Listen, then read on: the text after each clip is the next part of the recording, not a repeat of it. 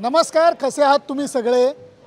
Edgbaston cricket ग्राउंडच्या बाहेर आम्ही निळे कोल्हे बनून तुमच्याशी बोलतोय, पण त्याला काहीतरी कारण आहे. गौरव, नक्कीच आज निळा कोल्हा तुम्ही पण आहात, मी पण आहात, बाकीचे सगळे एजबॅस्टन मधले पण लोक आहेत.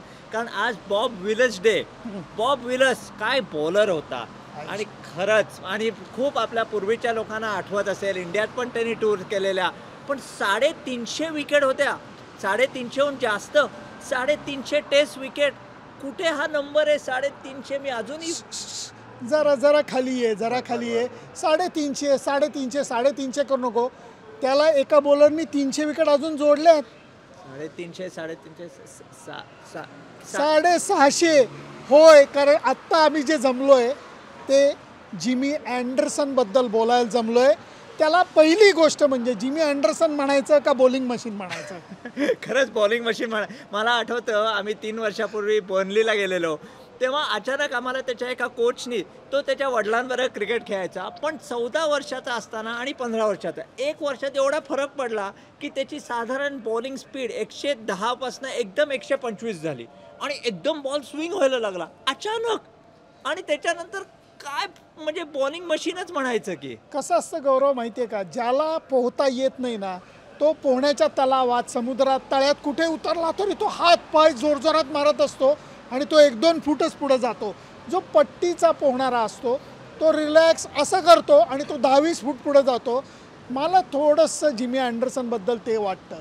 मिनिमम एफर्ट्स आणि मॅक्सिमम आउटपुट. कारण या माणसाच्या बॉलिंगमध्ये तुम्हाला रनअप बघा, त्याची जंप म्हणा, त्याचा ईज बघा, मला थक्क व्हायला होतं. आणि सर्वात ज्या कोणी बॅट्समनची आपण चर्चा करतो की जे अँडरसन विरुद्ध खेळले, ते म्हणतात आता मानवंदना वगैरे द्यायची नाही म्हणून, नाही ते इरिटेट करतो. मी बॉलिंग मशीन एवढ्याकरता म्हणलं, टप्पा टप्पा टप्पा, तिथंच आत तिथंच बाहेर, तिथंच आत तिथंच बाहेर, अक्षरशः वैतागायला होत असेल रे. आणि एक ह्याच्याबद्दल की लॉंगजेव्हिटी आपण म्हणतो की केवढी, आणि मशीन तुम्ही म्हणता, पण कसं मशीन वेल ऑइल्ड पाहिजे, कुठेतरी रिसर्च पाहिजे. जिमी अँडरसननी कोविडच्या टाईमला त्यांनी एवढा अभ्यास केला की अजूनही माझ्या बॉडीवर ताण कसा कमी होईल. त्यांनी बऱ्याचशा स्प्रिंटर्स ते व्हिडिओ बघितले, त्यांच्या ट्रेनर्सशी कॉन्टॅक्ट केला आणि माझं रनअप अजून किती स्मूथ करता येईल. कारण जितकी चांगली स्मूथ ऑइल्ड मशीन असते ते अजून 2-3 वर्ष पण खेळू शकेल. इंजुरी कमी होते. तू 1 सेकंद तिकडं सरक. हे तुम्हाला मागं दिसतोय जोफ्रा आर्चर, महान बॉलर, ये परत आत. इतका मोठा बॉलर होता, परंतु त्याला बघता बघता इंजुरी झाली. जिमी अँडरसनला झाली नाही. मित्रा, 175 जवळजवळ विकेट त्यांनी 35 नंतर काढल्यात, वयाच्या 35 नंतर. ह्याच्यातनं कळतं की या माणसानी स्वतःला मेंटेन कसं केलं आहे, स्वतःला मोटिवेट कसं केलं आहे. आणि एक मला इंग्लंडच्या रिसेंट पासमधल्या सगळ्या कॅप्टनचं गेल्या जन्मीचं पुण्य वाटतं. ते गेल्या जन्मीचं पुण्य असं आहे, ब्रॉड आणि अँडरसन एका टीममध्ये, दोघांच्या मिळून 1200 विकेट्स.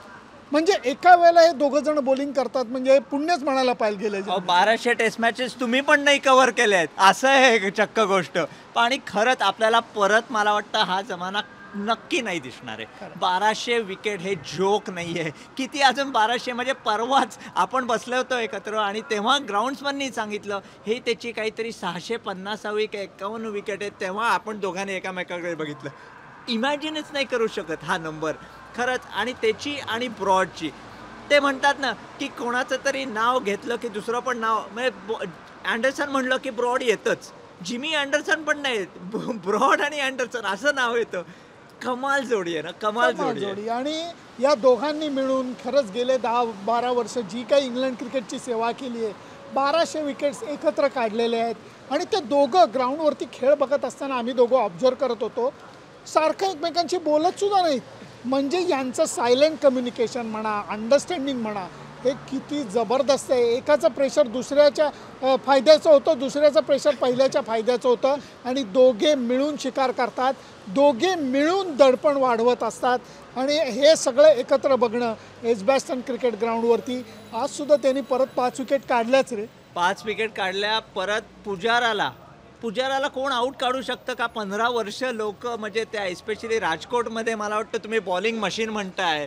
हो, batting machine आहे. हो, बॅटिंग मशीन आहे. कोणी त्यांनी पुजाराला मला किती वेळा 12 वेळा काढले, 12 वेळा 12 वेळा, आणि मोठी मानवंदना नाही इनफॅक्ट.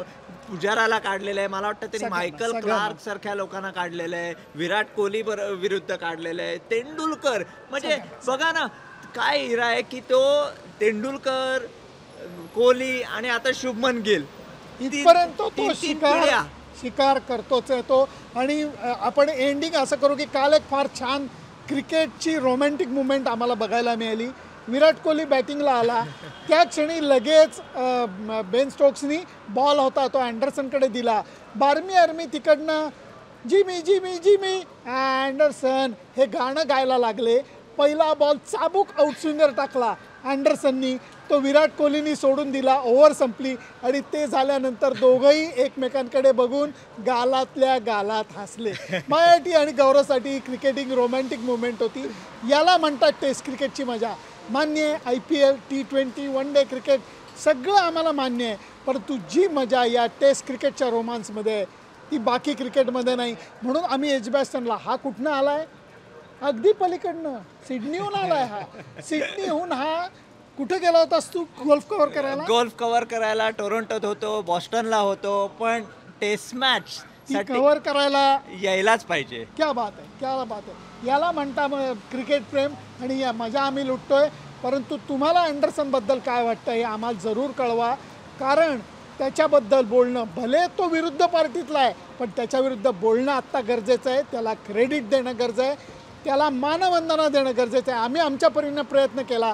तुम्हाला काय वाटतं? त्याच्या गोलंदाजीतले कुठले बारकावे तुमच्या नजरेला येतात आम्हाला जरूर कळवा. त्यासाठी माझं फेसबुक पेज, माझं यूट्यूब चॅनल सबस्क्राईब करायला विसरू नका. Bye bye.